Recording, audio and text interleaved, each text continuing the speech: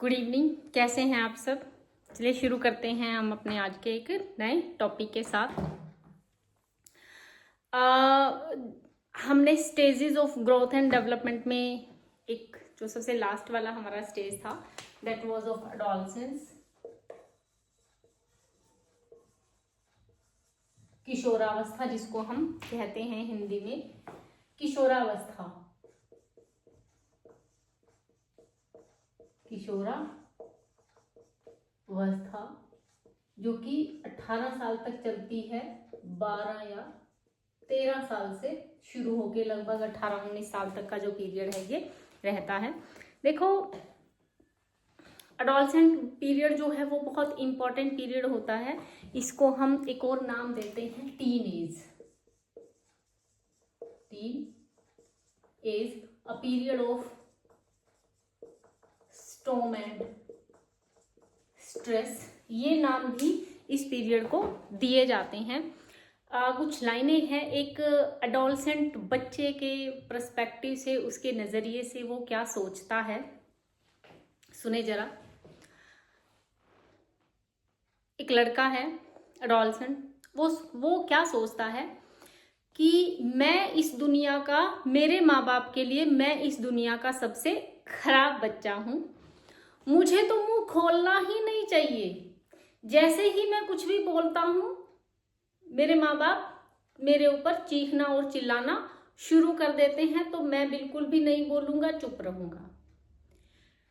मेरी माँ बहुत अच्छी है, मुझे बहुत प्यार करती है, लेकिन ये जो मेरी बहन है ना, ये हर वक्त मेरी माँ को भड़काती रहती है। जिनकी बड़ी बहनें होती हैं, ये छोटी भी हैं, ये जो मेरी बहन है ना, ये हर वक्त मेरी माँ को भड़काती रहती है मेरे खिलाफ।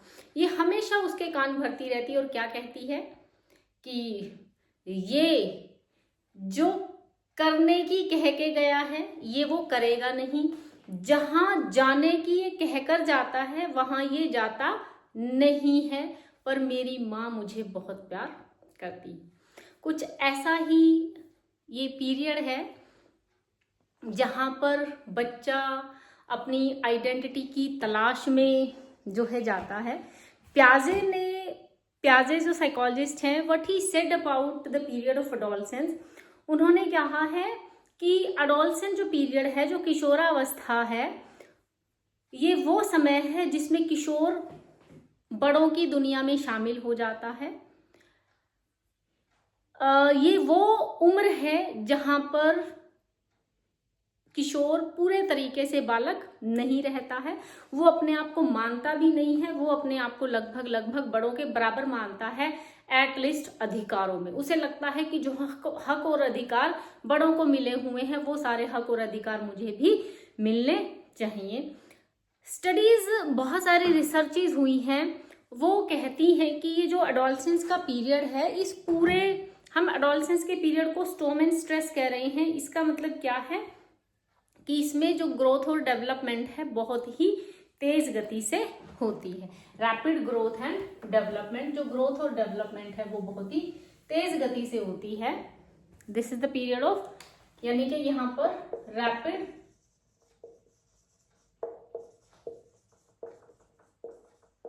Rapid growth and development. लेकिन कुछ साइकोलॉजिस्ट हैं, कुछ रिसर्चर्स हैं जिन्होंने शोध किया है, वो कहते हैं कि ठीक है, इस पीरियड में बहुत ज्यादा तेज गति से वृद्धि और विकास होता है, लेकिन पूरे किशोरावस्था में ऐसा नहीं होता। यानी कि पूरा किशोरावस्था में बहुत ही तेज गति से वृद्धि और विकास नहीं होता है। वो क्या कहते हैं कि rapid growth and development but in early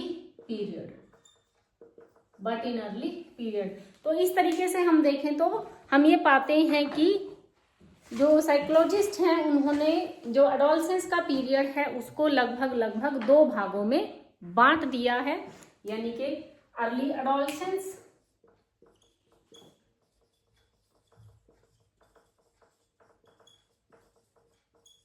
and later later adolescence. 2 भागों में बांटा है। तो उन्होंने क्या कहा है, ये लगभग 12 या 13 साल से शुरू होकर 16 तक चलता है, और ये 16 से शुरू होकर 18 साल तक जो है वो चलता है। तो उस हिसाब से देखें तो जो लेटर एडोलसेंस है, इट्स अ शॉर्ट पीरियड बजाय कि अर्ली एडोलसेंस के। तो जो रैपिड ग्रोथ होती है वो कहाँ होती है, जो रैपिड ग्रोथ और डेवलपमेंट है वो कौन से पीरियड में हो रही है, वो अर्ली एडोलसेंस के पीरियड में हो रही है, पूरे एडोलसेंस के पीरियड में ये नहीं होती है। दूसरा, इसे ये कहा जाता है कि एडोलसेंस का पीरियड इसलिए भी इम्पॉर्टेंट है कि यहाँ से जो इफेक्ट आते हैं इंडिविजुअल के ऊपर, वो सिर्फ इमीडिएट इफेक्ट ही बच्चे के बिहेवियर के ऊपर हमें नजर नहीं आते, यानी कि जो भी चेंजेस हैं, जो भी डेवलपमेंट हो रही है, उसके इम्पैक्ट सिर्फ इमीडिएटली ही नहीं है, बल्कि लॉन्ग टर्म है, लाइफ लॉन्ग इम्पैक्ट हमें देखने को आते हैं, जिस भी तरीके के बदलाव बच्चे में इस समय पे होते हैं। तो इसकी कुछ है कि मेजर क्या क्या होता है इस स्टेज के अंदर।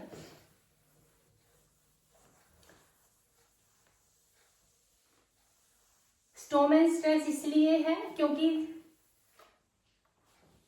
बदलाव बहुत तेज गति से आते हैं, तो स्टॉर्म है। स्ट्रेस इसीलिए क्योंकि जो बदलाव आते हैं वो कंफ्यूजन क्रिएट करते हैं और बच्चा समझ ही नहीं पाता। तो it's a stage of adolescence is a stage of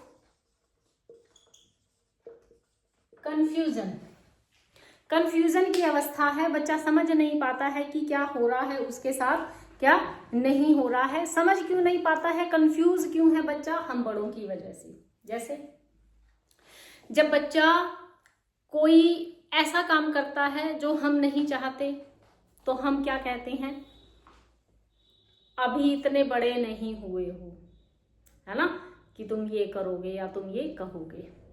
फिर जब हम चाहते हैं बड़े कि हाँ ऐसा कर लेना चाहिए और बच्चा नहीं करता, वो चाइल्डिश बिहेवियर कोई दिखाता है, एज अप्रोप्रिएट नहीं दिखाता, तो हम क्या कहते हैं, इतने छोटे नहीं हो कि चाइल्डिश बच्चों की तरह से व्यवहार कर रहे हो। तो बच्चा समझ ही नहीं पाता। भाई कभी तो मुझे कह देते हैं मैं बड़ा हो गया हूँ, कभी मुझे कहते हैं मैं छोटा हो गया हूँ। भाई मुझे बता दो मैं बड़ा हूँ या छोटा हूँ। तो वो हमारी वजह से किस में रहता है, कंफ्यूजन में रहता है। वो समझ ही नहीं पाता भाई मैं अपने आप को बड़ा मानूं या मैं अपने आप को छोटा मानूं। ठीक है, next one, stage of the child is in search of identity, search for identity, self.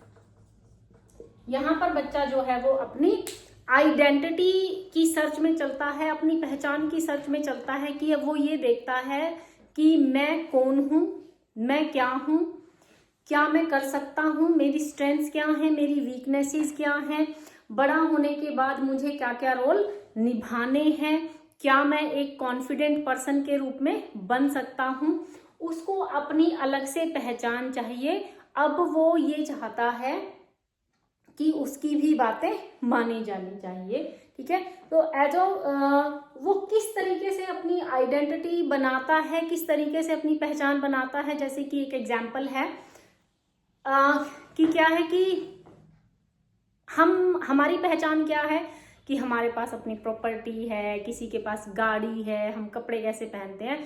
तो बच्चा जो एडोलसेंट बच्चा है वो कुछ चीज़ों के ऊपर पोजीशन क्रिएट करके अपना स्टेटस बनाता है। जैसे बाइक चलाना सीखता है या कुछ करता है, तो वो उससे ये बताता है कि ये बाइक जो है वो मेरी है। तो जो ऑब्जर्वेबल चीज़ें हैं जो कि हमें दिखाई दे रही हैं, घर में हैं, वो उनके ऊपर अपना अधिकार जमाना शुरू करता है और कहता है कि ये मेरी है, ये मेरी बाइक है, ये मेरे से बिलोंग करती है, मैं चाहता हूँ। इसी आइडेंटिटी की तलाश में कुछ एडोलसेंट बच्चे पार्ट टाइम काम करना शुरू कर देते हैं ताकि अपनी अलग पहचान बना सके।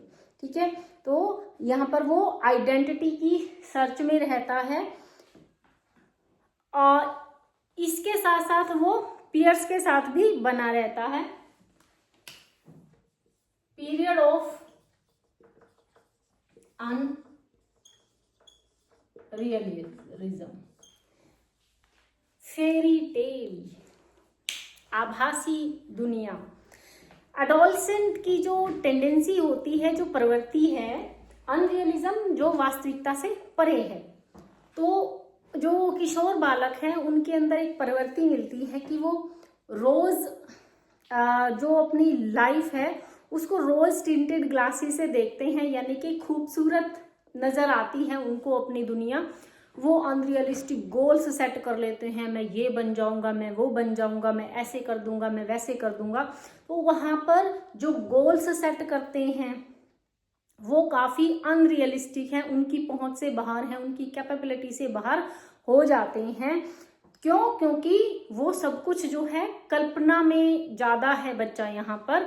तो कल्पना में रहने की वजह से अनरियलिस्टिक गोल सेट करता है। जितने ज्यादा अनरियलिस्टिक गोल्स होंगे उनके फुलफिल ना होने पर बच्चा जो है वो उतना ही क्या होगा, गुस्सा आएगा उसे उतना ही ज्यादा।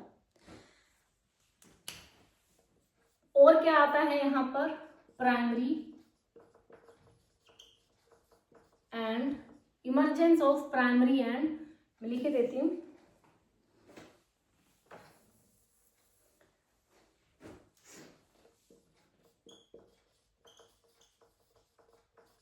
Emergence of primary and secondary sex characteristics. Emergence of primary and secondary sex characteristics. जो प्राइमरी सेक्स कैरेक्टरिस्टिक्स हैं they are related to, primary are related to are reproductive organs, it means hormones start working here। reproductive जो organs हैं वो अपनी functioning start कर चुके हैं, hormones बनने शुरू हो गए हैं। उसके साथ साथ सेकेंडरी सेक्स कैरेक्टरिस्टिक्स भी आती हैं जो कि जेंडर डिफरेंस तो क्रिएट करती हैं पर डायरेक्टली जो है वो रिप्रोडक्टिव ऑर्गन से उनका कोई लेना देना नहीं होता। तो सेकेंडरी सेक्स कैरेक्टरिस्टिक्स कैसी होती हैं, जैसे कि दाढ़ी मूछें, लड़कों को दाढ़ी मूछें आना शुरू हो जाती है, हेयर ग्रोथ शुरू हो जाती है, genital organs around, under arms around, ये जो कैरेक्टरिस्टिक्स हैं, वॉइस चेंज हो जाती है, लड़कों की बहुत भारी हो जाती है, लड़कियों की तीखी आवाज़ हो जाती है, ब्रेस्ट जो है वो लड़कियों के अंदर उनमें उभार आना शुरू हो जाता है। तो ये जो कैरेक्टरिस्टिक्स हैं ये सेकेंडरी सेक्स कैरेक्टरिस्टिक्स हैं, इसके अंदर ये डेवलप होनी शुरू हो जाती हैं। किसमें? Adolescence period.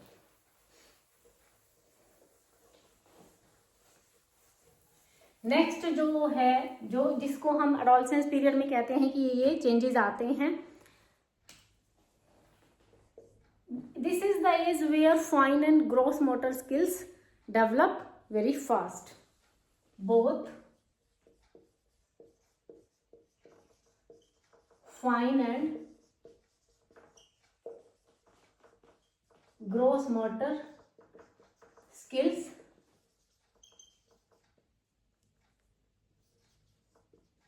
डेवलप। हमें पता है कि फाइन मोटर स्किल्स क्या होती हैं और ग्रॉस मोटर स्किल्स क्या होती हैं, हमने पहले पढ़ा है।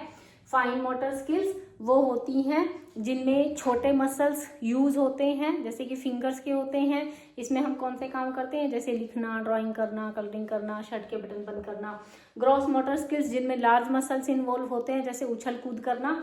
तो इस एज में जो है वो दोनों ही स्किल्स काफ़ी डेवलप हो जाती हैं। एंड द चाइल्ड, बच्चे की जो एफिशिएंसी यूज होती है वो क्या है, capacity to do with hands increase. तो एडोलसेंट बच्चा जो है वो अपने हाथों से, जो हाथ से कम करने वाले काम है, उसकी स्किल्स जो है उनमें ज़्यादा बेहतर हो जाती है। आई हैंड कोऑर्डिनेशन काफ़ी अच्छा हो जाता है। कैपेसिटी इंक्रीज, जो कैपेसिटी है वो बढ़ जाती है। Capacity increase to do things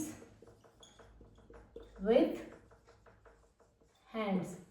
I hand coordination काफ़ी हो जाता है, हाथों से काफ़ी अच्छा काम करना शुरू वो कर देते हैं। Next one is abstraction.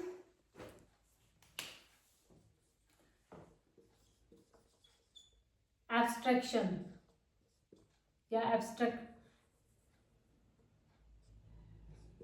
Abstract thinking. Abstract thinking ability to think in mind. जब हम अपने दिमाग में ही सोच लेते हैं, जब हमारी इमेजिनेशन बढ़ जाती है और हमें करके देखने की जरूरत नहीं पड़ती है, तो उस थिंकिंग को हम क्या कहते हैं? एब्स्ट्रैक्ट थिंकिंग है। जैसे कि मैं ये कहूँ, राम मोहन से बड़ा है, मोहन श्याम से बड़ा है, श्याम राम से बड़ा है, तो हु इज द टॉलर? कौन सबसे ज्यादा बड़ा है? जिसको ये कागज कलम पर करने की जरूरत पड़ेगी वो कंक्रीट में है, जो अपने माइंड में ही सोच के तुरंत आंसर दे देगा वो एब्स्ट्रैक्शन में है। In this age most probably अगर बच्चे जो हैं उनको उस तरह की अपॉर्चुनिटी दी गई है तो एब्स्ट्रैक्ट थिंकिंग बच्चे की डेवलप हो जाती है। Next one is hypothetical deductive thinking develop होती है। यहाँ पर ये क्वेश्चन बहुत पूछा जाता है स्टैट में। टैट में बहुत क्वेश्चन आता है। Hypothetical deductive thinking.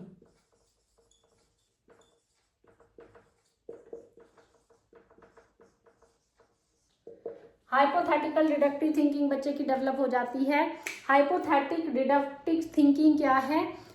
ये वो एबिलिटी है जिसमें बच्चा जो है वो वैज्ञानिक तरीके से बहुत सारे प्रेडिक्शंस, बहुत सारे एग्जाम्पल्स के आधार पर जो है वो उत्तर तक पहुंच जाता है।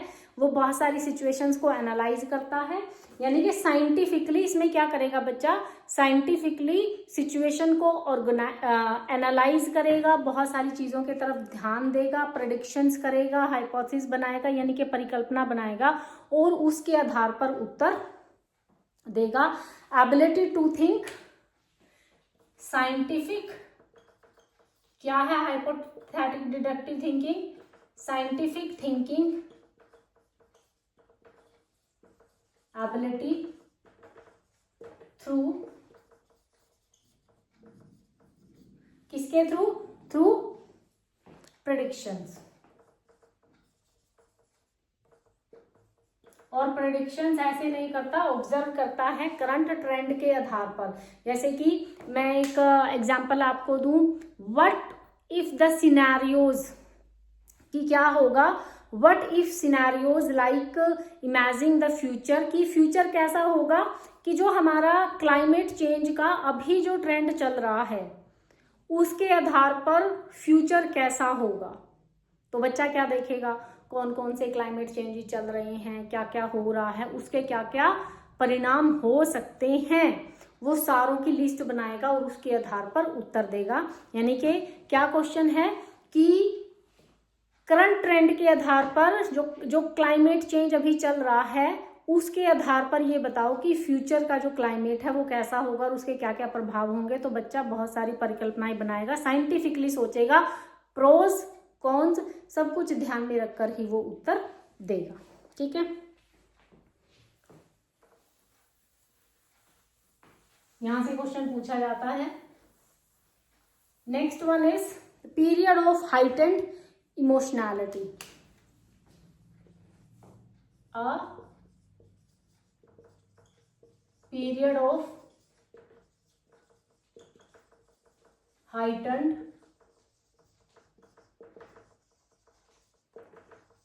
इमोशनैलिटी। बच्चा जो है इस टाइम जो संवेगात्मक रूप से हम कहें तो थोड़ा सा अर्ली में, not in later, early adolescence में थोड़ा सा वीक रहता है। बहुत ज़्यादा हाइटेंड इमोशनल टेंशन्स उसको हो जाती हैं, यानी कि इमोशनली रूप से काफ़ी हाई रहता है, बहुत ज़्यादा गुस्सा आ जाता है एकदम से। वो गुस्सा वो क्यों आता है, हाइटेंड इमोशनैलिटी क्यों होती है, क्यों इतने पीक पर उसके इमोशंस रहते हैं? क्योंकि इनर जो फिजिकल चेंजेस हो रहे हैं वो बहुत सारे हो रहे हैं, जैसे कि ग्रैंडुलर चेंजेस हो रहे हैं, हार्मोन सीक्रेशन शुरू हो रहा है, रिप्रोडक्टिव ऑर्गन स्टार्ट कर रहे हैं, सेकेंडरी सेक्स कैरेक्टरिस्टिक्स आ रही हैं, तो बच्चा बड़ा हैरान परेशान सा हो जाता है कि पता नहीं उसके साथ क्या हो रहा है, क्या ये मेरे साथ ही हो रहा है, ये नॉर्मल है या नहीं है। इस वजह से वो बहुत ज़्यादा फ्रस्ट्रेटेड रहता है, इस समय में बहुत ज़्यादा गुस्सा रहता है, एकदम से मूड स्विंग्स जो हैं इस एज में उसके बहुत ज़्यादा होते हैं। हाइटेंड इमोशनैलिटी होने की वजह से at the end of adolescence बच्चा जो है वो थोड़ा सा वरीड रहना शुरू कर देता है अपने फ्यूचर के बारे में। ठीक है। Crave for independence, crave for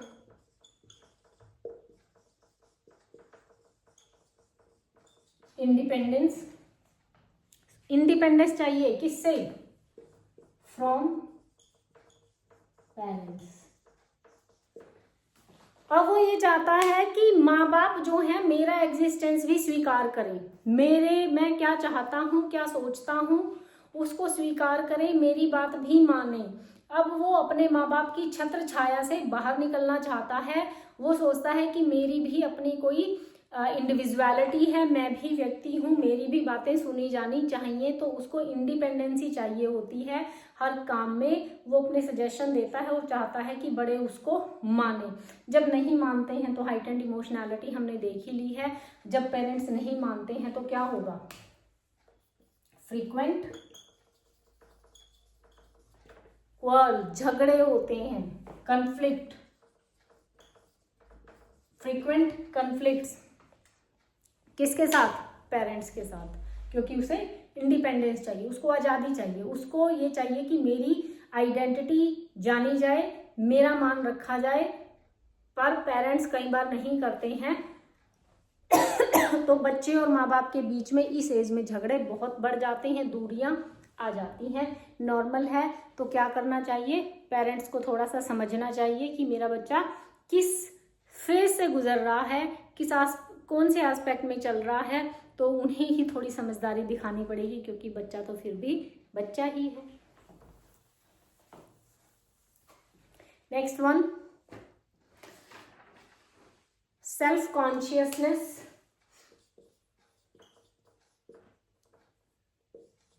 self consciousness.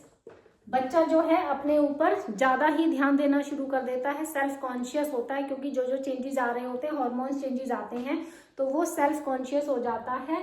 खास तौर से जो फिजिकल आउटलुक है उसका, जो फिजिकल आउटलुक है, जो शरीर है, अपने कपड़े, अपने बाल कैसे होने चाहिए, घंटों घंटों शीशों के सामने खड़े रहकर अपने आप को निहारता है, तैयार होता है, बहुत टाइम लगाता है, क्योंकि उसको लगता है कि वो वियर्ड तो नहीं लग रहा है, अजीब तो नहीं लग रहा है, उसे सबकी नज़रों में अच्छा दिखना है। तो सेल्फ कॉन्शियसनेस की स्टेज है। ठीक है। जिसकी वजह से मैंने आपको बताया था, एक लेक्चर मैंने दिया हुआ है, you can go through that, कि special kind of egocentrism develop हो जाता है due to self consciousness. Next one is the period of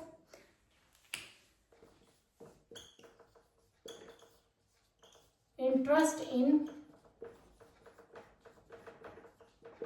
opposite sex. ये वो समय है, क्योंकि इंडिपेंडेंस चाहिए, हमने प्राइमरी और सेकेंडरी सेक्सुअल कैरेक्टरिस्टिक्स देख ली हैं, रिप्रोडक्टिव ऑर्गन स्टार्ट हो गए हैं, तो नेचुरल है यहाँ पर बच्चा जो है, लड़के और लड़कियाँ एक दूसरे की तरफ आकर्षित होना शुरू कर देते हैं। इसीलिए जो सेल्फ कॉन्शियसनेस है, अपने ऊपर ज़्यादा ध्यान देना शुरू करते हैं। They want to look attractive, ताकि जो दूसरा जो अपोजिट सेक्स का बच्चा है वो उनकी तरफ ध्यान दे।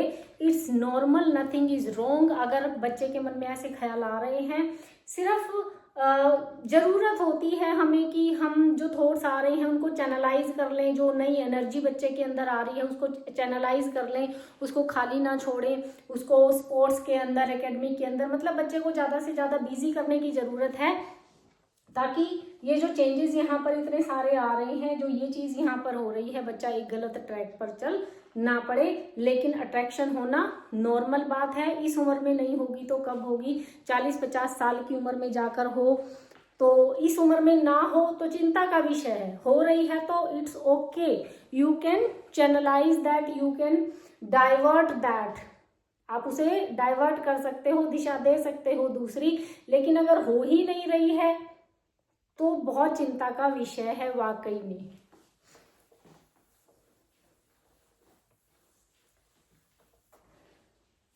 Next one is peer group influence. Peer group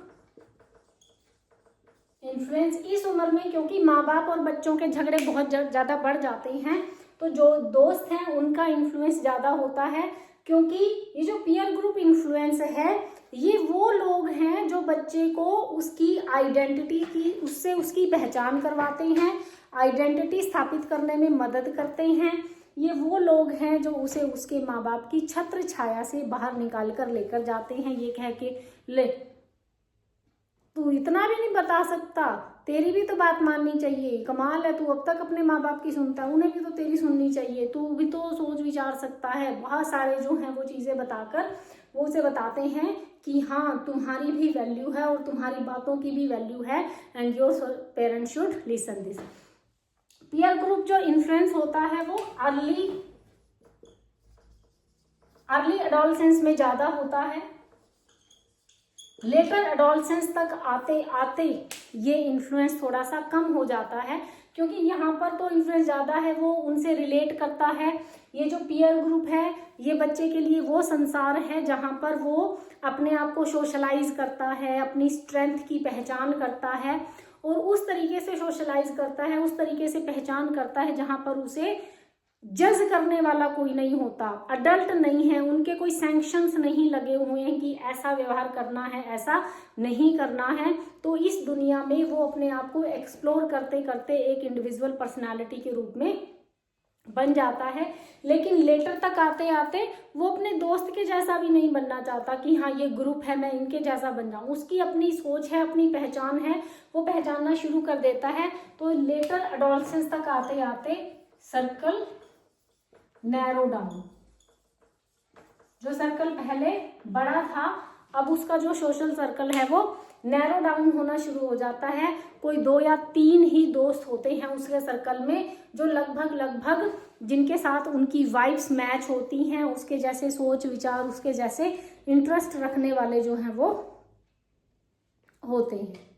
ठीक है, ये एक और जो पीरियड है, क्योंकि ये वो पीरियड है जहां पर क्रिटिकल बहुत ज़्यादा हो जाता है बच्चा। Period of the child becomes critical.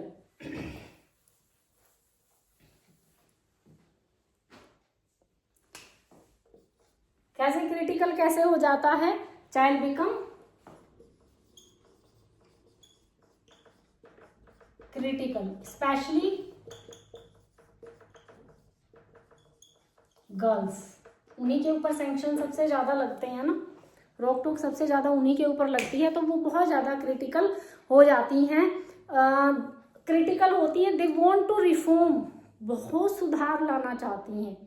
मैं ये ऐसा होना चाहिए, ऐसा नहीं होना चाहिए, माँ बाप को ऐसे होना चाहिए। तो वो अपने दोस्तों में बदलाव, they want to reform their parents, reform their peers, reform their communities, their teachers, उन सब के अंदर उन्हें बहुत सारे बदलाव चाहिए। उन्हें कोई पसंद नहीं आता है, सेल्फ कॉन्शियसनेस है ना, अपने ही एंगल से दुनिया को देख रहे होते हैं, तो वो सब में बदलाव लाना चाहते हैं, तो क्रिटिकल हो जाते हैं, आलोचनात्मक ज़्यादा हो जाते हैं, खास तौर से लड़कियां, और वो सभी चीज़ों के ऊपर अंदर बदलाव लाना चाहते हैं। लेकिन उनके ये जो रिफॉर्म्स हैं, become critical, want to reform,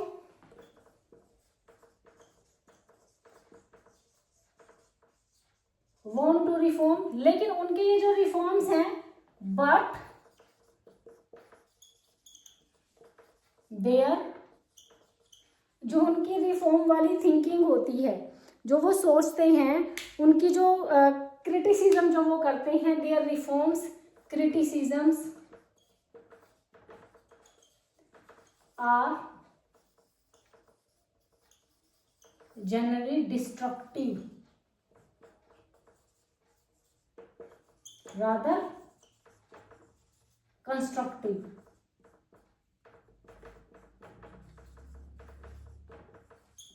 भाई विनाशकारी ज़्यादा होती हैं, सब तहस नहस कर देंगे, ये बदल देंगे, वो बदल देंगे, वो बदल देंगे। तो उनकी जो क्रिटिकल थिंकिंग होती है, जो वो बदलाव लाना चाहते हैं, जो रिफॉर्म लाना चाहते हैं, वो रिफॉर्म्स जो हैं उनके जनरली डिस्ट्रक्टिव होते हैं। कंस्ट्रक्टिव जैसा उनमें कुछ भी होता नहीं है। तो ये है हमारा एडोलसेंस का पीरियड, जहाँ पर मैंने आपको जनरल बताया है कि एडोलसेंस का पीरियड क्या है। बहुत ज़्यादा तेज़ गति से बदलाव आते हैं, बहुत उसकी कॉग्निशन के अंदर, फिजिकल के अंदर, इमोशनल के अंदर हर तरह की समस्याओं से बच्चा जूझ रहा होता है। जैसे अर्ली एडोलसेंस में जब बच्चा है तो वो क्या करता है, उसके जो सिबलिंग्स हैं, जो छोटे भाई बहन हैं, उनके साथ भी खेलना पसंद नहीं करता। उसको लगता है मैं बड़ा हो गया हूँ, मैं अब इन छोटे बच्चों के साथ खेलूंगा, नहीं खेलता, उनके साथ मारपीट ज़्यादा करता है। लेकिन जैसे जैसे वो लेटर एडोलसेंस की तरफ जाता है, तब वो अपने जो सिबलिंग्स हैं उनका ध्यान रखना शुरू कर देता है। उनको लगता है कि हाँ, ये मेरे छोटे भाई बहन हैं, मैं बेशक बड़ा हो गया हूँ, ये बच्चे हैं, मुझे इनके साथ खेल लेना चाहिए। तो वो उनका ध्यान रखना शुरू कर देता है। Okay, this is the period of adolescence, we talk about this. I hope कि आप लोगों को समझ में आ गया होगा। जो डिफरेंट कैरेक्टरिस्टिक्स हैं वो हम अलग अलग जो पीरियड्स हैं उनमें लेक्चर्स में कर लेंगे। Okay, thank you.